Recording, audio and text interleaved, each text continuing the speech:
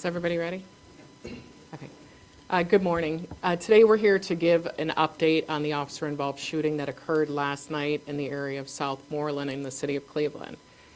So I'm going to start with the context of what led to this officer-involved shooting. Just before 9 p.m. last night, the Division of Police personnel who were working our violent crime reduction detail in the 3rd District were notified about a series of carjackings that had just occurred in the 1st District. The information we had is just before 9 p.m. in the area, the 4200 block of West 150th, a vehicle was taken at gunpoint. A short time later, a second attempted or carjacking occurred in the 4277 area of West 150th.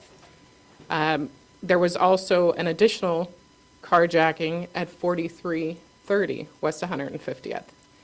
The officers were updated on this information and began an active search for the involved vehicle and suspect.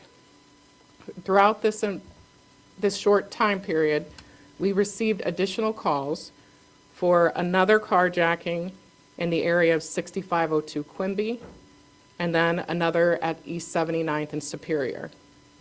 The officers were able to actively look for the involved vehicle and suspect and located the suspect vehicle in the 5th District, just over the 3rd District border. Officers engaged in a vehicle pursuit at that time. The vehicle pursuit in total lasted almost an hour. It went through multiple districts within the city, and it also entered Shaker for a short amount of time.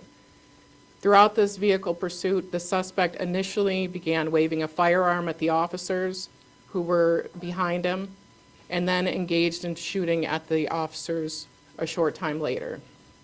We have information right now, verified information, that the suspect did shoot at the officers on East 78th and again at Buckeye.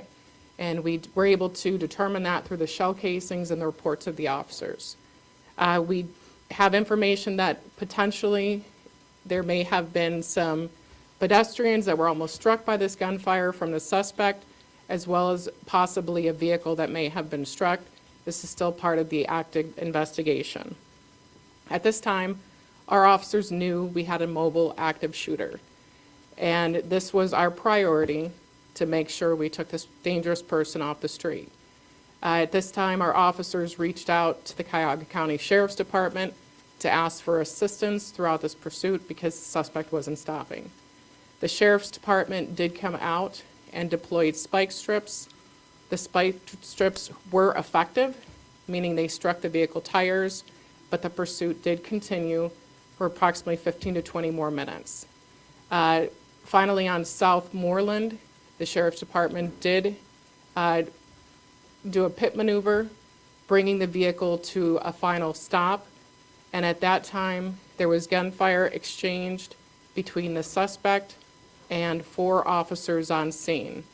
2 of those officers were members of the Division of Police, and 2 of those members were from the Sheriff's Department.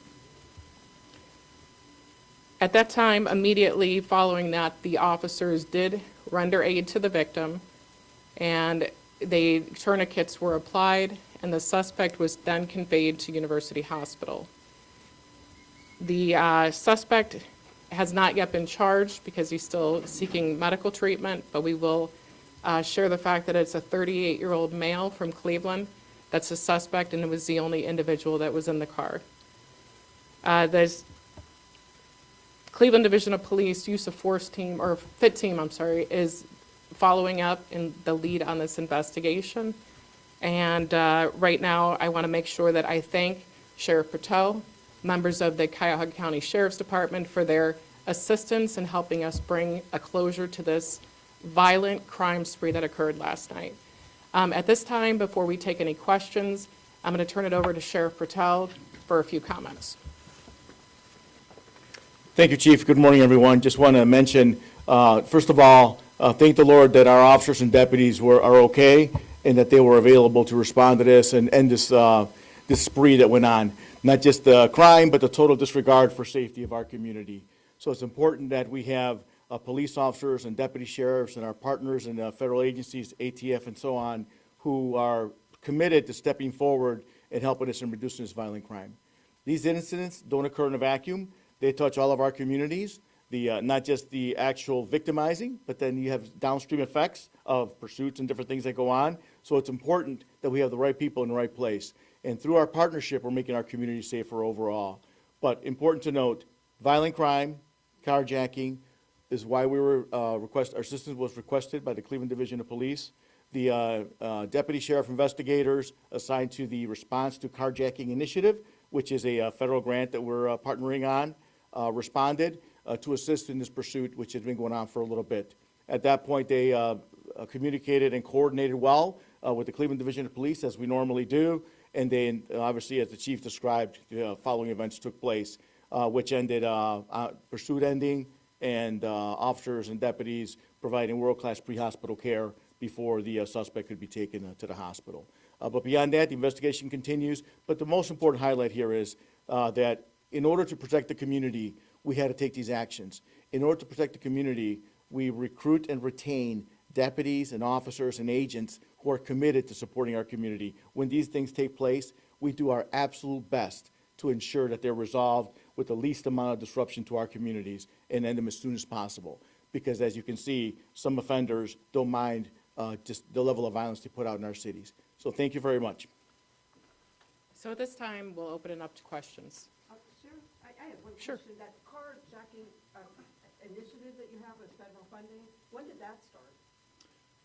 Thank you for your question. The carjacking initiative started midsummer, late midsummer. We received the grant, and that covers for a couple of deputy sheriffs, a supervisor, and also a statistician from Cleveland State.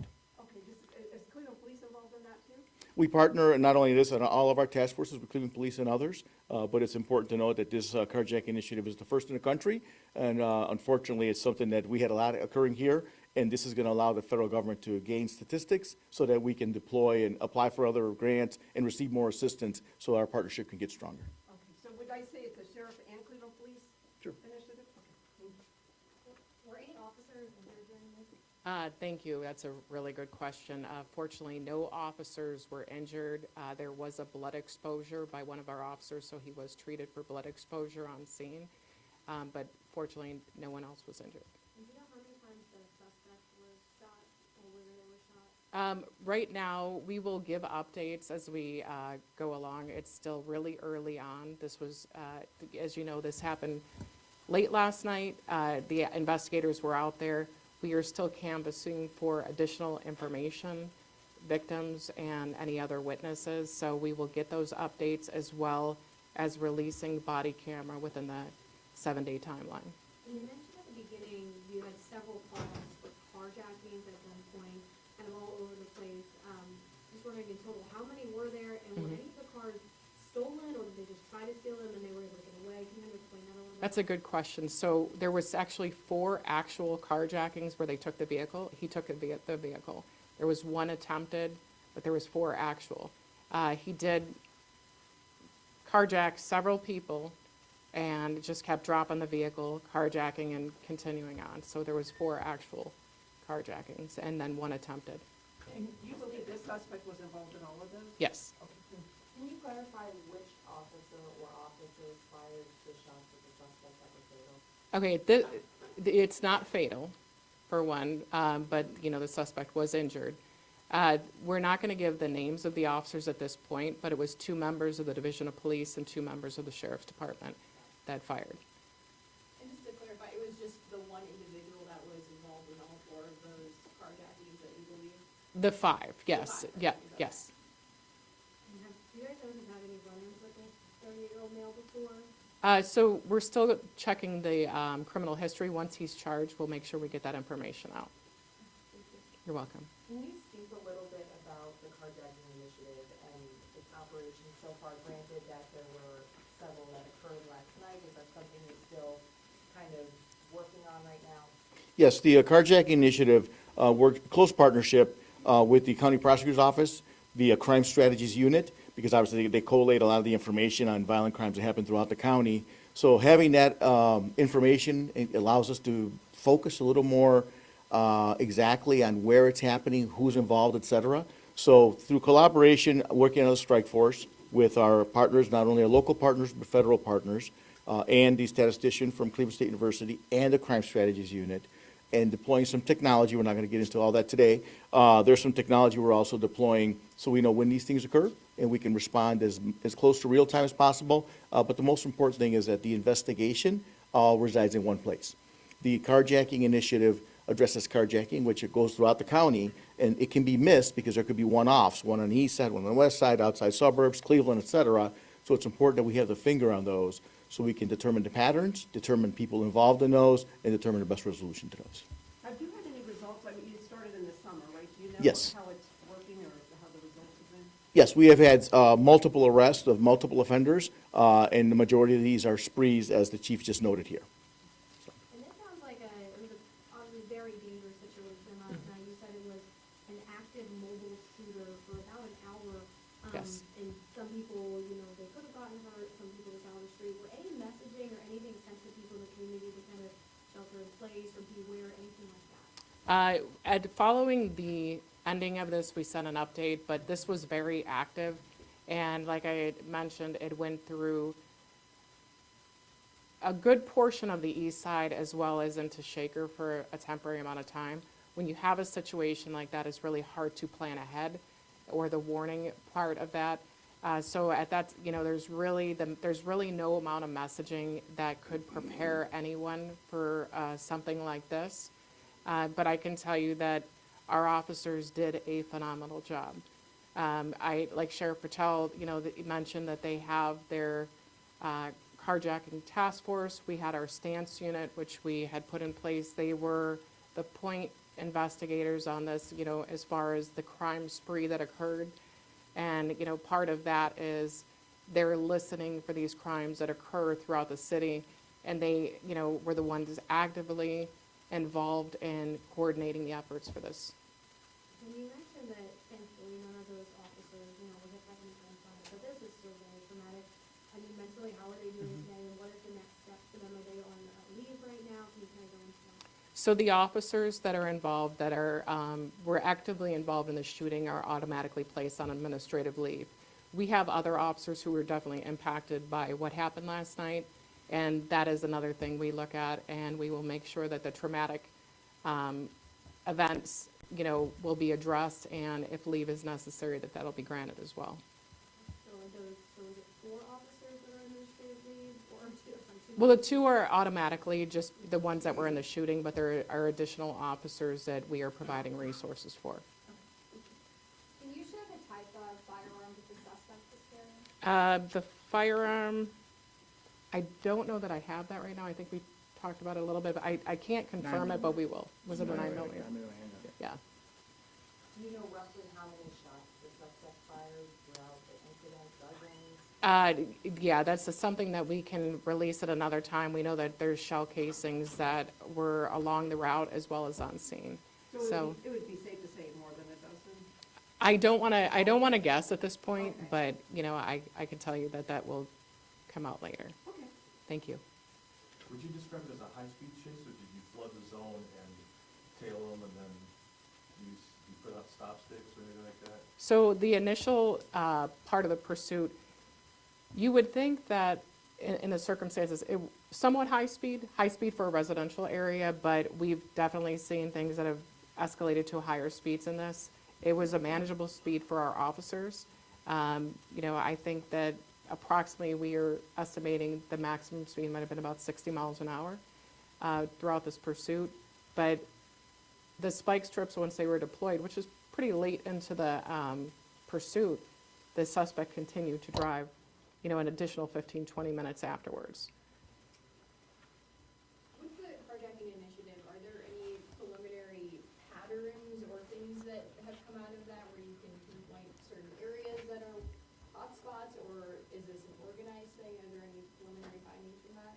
A couple things, and you hit right on those. Number one, yes, organized efforts by different groups. And these groups, many of them have been already arrested. Others will come up, but many of them have been arrested, so they are groups that do it. And location-wise, obviously, we have target-rich environments that they have focused on. They offend there. and then they dispose of the vehicle elsewhere. And that's where the investigation continues. So we do have a lot of that collated, and that would probably be another discussion. And I just want to, just a point of clarity, we don't have members of the Division of Police on that task force, but we do partner with the Sheriff's Department, but we aren't actively have members that are assigned to that. Will you be having members assigned, or is that something you're still deciding, or do you guys have your separate? We haven't had talks about that at this time, so I can't answer that question right now. Okay. Any further questions? Okay, and we'll get the videos out to you within the 7 days. If there's further updates, we'll make sure we provide those as well. So thank you very much. Thank you.